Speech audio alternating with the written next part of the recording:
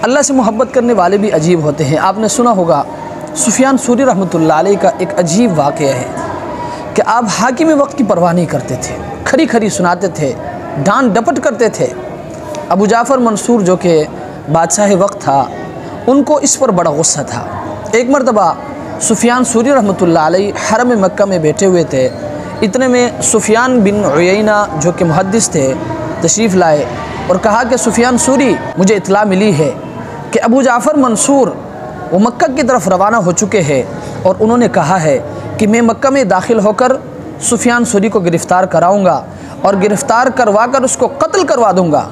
सुफियान सूरी रहमतुल्लाह अलैह ने कहा, क्या ये बात पक्की है?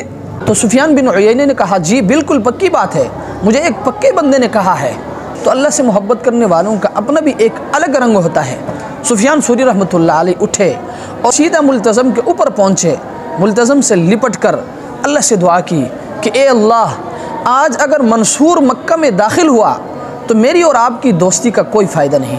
अल्लाह की शान देखे, अबू जाफ़र मंसूर वो ताइफ़ में थे, वहीं उसको मौत आ गई और वो मक्का में दाखिल भी नहीं हो सका। जो लोग अल्लाह से मोहब्बत करते हैं ना, अल्लाह तबारक व तआला भी उनका सुनता है।